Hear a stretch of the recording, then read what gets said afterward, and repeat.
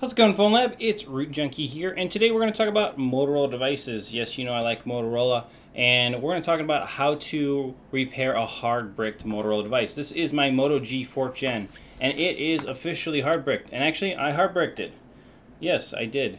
So, just to show you what I mean, normally you can get into bootloader mode by holding volume down and power, or you could get into any mode by holding power down. It doesn't matter. This doesn't get you into any mode. This thing is officially what we call hard bricked because it does not respond to any button combination whatsoever. It does not respond. It will not do anything. The only thing it will do, and I'll show it to you, is if you take the device and you plug it into your computer, you might get an LED flash. Let's see if it does it. Oh, do you see it? The LED flash? That's it. That's the extent of what you will get out of this device, an LED flash. Now, the reason being is because, of course, as you know, we are hard bricked. This thing will not do anything. The only thing you'll get on your computer is you will get a Qualcomm bulk mode driver device install if you know how to do it. And you're pretty much screwed. The device is garbage. No, not really. It's not garbage. Of course, I would not do this to my device unless I knew how to fix it, and I do. So, that's what we're going to show you in today's video, how to fix a Motorola hard-bricked device and where to get the files to do it. Let's go get started. Alright guys, so let's go ahead and get into this hard brick restore method for Motorola. So first things first, you're going to come into our file repository. This is PhonLab's file repository, and you're going to click on the Motorola folder, and then you're going to click on the blank flash by chipset folder. And in here, you're going to see all of these blank flash files. So what we're doing in this video is going to be Athen, which is the Moto G 4th Gen. So right here, that's the file I'm going to need. This is my chipset for my device. But you can see there's tons of chipsets in here and blank flashes for many, many devices. And I'll hopefully add more as I get time and as I get them. So basically, you're going to need the files you're going to need downloaded to your computer, obviously. Besides that, I'm going to go ahead and click on this one. Here is all of them again here on my computer. I'm just going to go ahead and open this one up and extract it in 7-zip, and we're going to call it Athen. That way we just have it identified really simply. And there you go, that is the file. So at this point, we want to get this Qualcomm brick device working. So we're going to go ahead and plug it in right now. This is my Moto G. And you're going to see there was a little LED flash there. And if we come over here to right here and we look at what is installed or functioning, there's nothing here. You know, there's nothing here that is, the device is like not connecting. So if you just kind of hold power for a second, you'll see that it connects, and it connects as this unknown device. And trust me, I played with it. You're thinking there's a driver issue here, and it should be saying Qualcomm bulk mode errors. This is what you got to do. Come over to your phone and just hold volume down and power, and just keep holding it until you get a disconnect on your computer. And you'll see the screen here in computer management or device manager flash. And when that happens, it should connect in the correct mode. So we're just going to keep holding the keys on the phone. Alright, and then what you're going to see is once you hold it, it sometimes can take up to like a minute of holding volume down and power. And eventually it'll disconnect, and you can see now that we are connected in Qualcomm QDLoader mode, and your number is this 9008. This is the correct mode and port. It should be on a port, you can see here, instead of this universal serial bus. So once you have it connected like this, then you know you're good to go. Now, when it comes to drivers, all the drivers, if you've gone through the driver install video here on PhonLab, then you should already have the drivers you need for this to work, just so you know that. Alright, we can close out of this.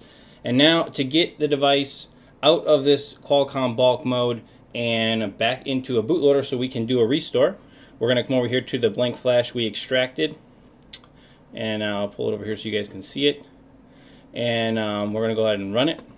And it's very simple. It does have an SH file or the BAT file, so it looks like it would run on Linux. I don't know why.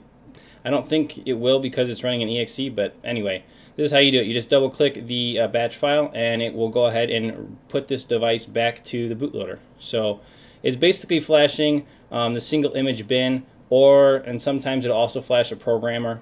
So we're going to go ahead and click on it, and it's going to open up this little file right here and automatically restore this device.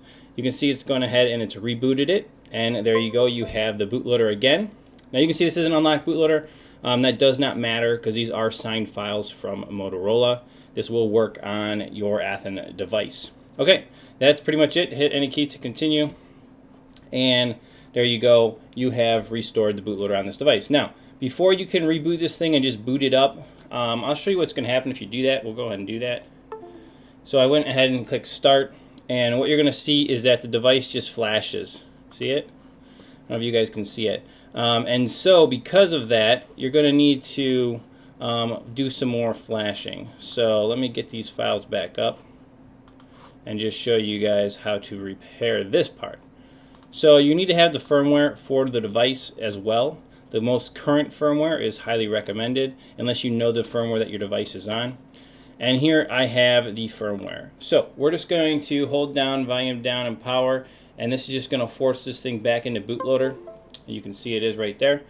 And then if you've watched any of my videos on using my RSD Lite XML to batch script, you'll understand how this is functioning. And I'm going to go ahead and do a flash all to fully restore the device. So I'll go ahead and do that, and it's going to go ahead and flash all the official firmware back to the device to get it fully functioning again. So basically 2 flashes. One is to restore your bootloader so that you can use fast boot, and then the second one is just a normal firmware restore of the Motorola device. Guys, that is the process. That is how you unbrick a hard-bricked Motorola device. So not too hard. The biggest problem is you got to have the proprietary files. You have to have the files that are signed by Motorola. And that is the trick. And you know what? That's what PhonLab is here for, to track down this stuff and make it available for our members. Like I said, you can get them right from our mega file repository, and I'll hopefully add more and update as I get the opportunity. I hope you guys have enjoyed this video. I'm just going to let this thing fully finish just to show you that we're out of a boot loop. Now, obviously, this is going to wipe data, factory reset the device. The initial boot up will take 5 minutes or more, depending on how old the device is. If you have an unlocked bootloader, that will not change. The bootloader will still be unlocked. If it was locked, it will not change. It'll still be locked. So those things are not going to change on the device. You're just restoring the bootloader so that you can utilize it one more time. And yeah, so pretty awesome. I've been looking for ages, it seems like, to figure out how to do hard brick restores, and now we have a method here at PhonLab. Alright guys, let me just skip ahead until we get this script to finish, and we'll show you how it boots up. Alright guys, there you go. The script is finished. Now if you're using my scripting tool here, then you can just hit continue and it'll reboot. Otherwise you can come over to the phone and select start and it'll reboot. I'm just going to let the script do it because it's part of it. It's pretty sweet. Go ahead and enter. And there you go. So that is the process. We're done on the computer with all the files. And here you can see again there's the unlocked bootloader warning because that's the kind of device I'm working on. Main reason I have an unlocked bootloader in this video is because to be able to force a bricked phone, a hard bricked phone, you have to corrupt the bootloader. So that's what I was doing. To do that, I needed to have an unlocked bootloader so I could force corrupt it so that I could show you guys how to repair these hard brick devices. So just so you guys know, this is the kind of stuff that I do, the kind of research that I put in. I will go to the extent of hard bricking phones so that we can show you guys repairs and how to fix them. So there you go. You can see we're not in a boot loop anymore. Again, this is going to be initial boot. It's going to take some time to finish, and it will be back at the welcome screen startup for doing a restore. So you should be good to go. Now, if it's FRP locked, it's still going to be FRP locked. That's not going to change. We haven't flashed that partition, so just as a heads up. There you go. That's going to wrap it up. I hope you have enjoyed the video. We'll catch you guys in the next one. Root Junkie out.